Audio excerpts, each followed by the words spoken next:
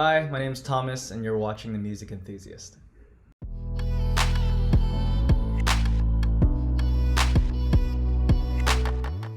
Hey guys, it's Gracie from the Music Enthusiast, and today I'm here with Thomas. How are you? I'm good. How are you?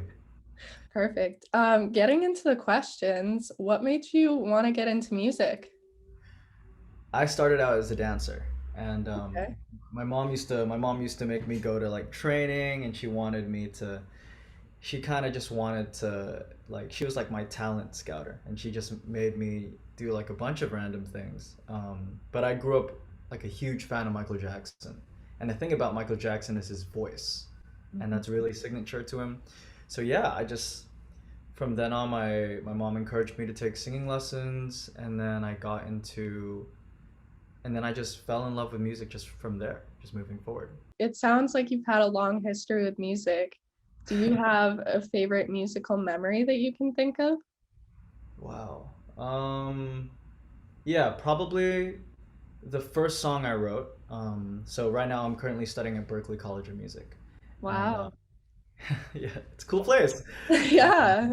and I was hanging out with my friend who's a cool artist now. His name is Vivola, and we were writing this song, and I remember he asked me to sing on his track or something. And that was the first time I truly felt like an artist. And I felt like, wow, like I can actually write music that's original of mine and I don't have to sing covers my whole life. You know what I mean? I think that was my favorite. Just Yeah. him asking me to sing on his track as who I am rather than pretending to be someone else. hmm I Yeah. mean, obviously you've made your own music since then. How do you find inspiration for your songs? I usually take inspiration from I kind of like challenging myself in terms of like this is something that I kind of went through, but I could never really put it into words. And I only, when you have that emotion, but you can't really explain it, so you tell a story or something Yeah. like that. You kind of say, you know, that moment when you're at the mall, but you forget something, but you kind of know it. You don't really know the word for that. You know what I mean? Yeah. So I like to challenge myself in terms of like, how could I express these emotions, how could I express that specific feeling I felt at that point when something really complex happened to me that I can't just say in a couple words? How can I say that? Maybe just through my music, just through the way the track sounds. And then, yeah. So, I mean, out of your songs, has there been one that was harder for you to write, like emotionally? um, I feel like all of them just felt like venting, you know what I mean? Where you're just Yeah. kind of like, man, today was really bad, and then you just kind of speak your mind. So, Um, I released a song called Her Shadow, which was very literally it was just me venting. The whole song was just me venting. So, yeah, hmm for sure. I mean, what has it been like for you kind of starting out in the music industry? It's horrifying. Like, when I came, I honestly don't even know when you're really in the music industry. I guess when people start recognizing you for it. But starting out, I thought you kind of have the mindset like, oh, everyone's here to collaborate with each other. Everyone just wants to work with each other, stuff like that. But it turns out in the real world that there are people that I mean, it's not no disrespect to anyone. It's just there are people that have been grinding for a long time, Mhm. and you know people want to focus on their own thing, and not everyone is as friendly as you expect them to be. Yeah. But yeah, it's all just a grind. Like as long as you're working on yourself and like trying to improve yourself, then more opportunities will come. So I yeah. mean, the music industry is a very competitive place. Have you kind of experienced or seen that side of it yet? Oh yeah, yeah, um, yeah. Like I said, I would go to Berklee College of Music, and the amazing thing about that is you're surrounded by amazing musicians. Great musicians that want to work with each other, play with each other. But the thing about that is that since there's so many amazing musicians, people want to, people like this is the best guitarist, I want to work with him, but then now your friend wants to book him too, so now, or her, and then now you're like fighting over, and now you're competing in that aspect. So everyone can be an amazing collaborator, but also everyone can be like a competitor. So that's the flip side of going here. Yeah. Yeah, I mean, talking more about you and your music, do you have any future projects that you could hint at or tell us about? So I just released my first debut EP, Hmm. and I've been working on that since even before I started TikTok. The reason I actually started TikTok was because, first of all, it was like because for fun, but then also Yeah. I wanted to bring more attention to the EP. So yeah, I just released my first EP, and I've been working on that for 6 months, 7 months, and it just released like um, a week ago. So I mean, yeah, how's that release been for you?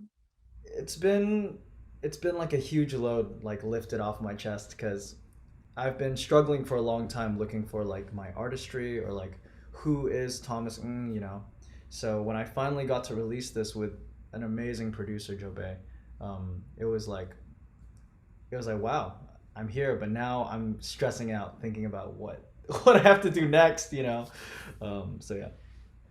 I mean, we found you on TikTok. What was that like for you kind of posting for the first time?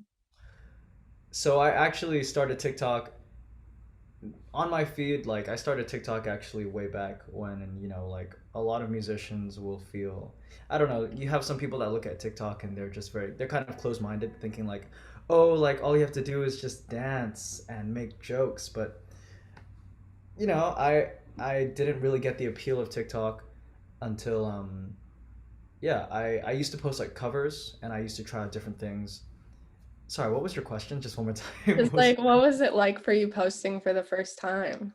For the first time, it was like no one cared. Like I would put out something and maybe I would get like 5 likes, and then maybe one person was like, "Yo, this guy can sing." And then I remember one of my first like the first video that blew up had like 20K, and I was like, "Yo, this is insane!" Like, I'm gonna keep going, like keep posting stuff. But then I just kind of realized that it wasn't working out. So then I took a break from it, and then when I started posting again, I had the mindset that I'm not here really to blow up.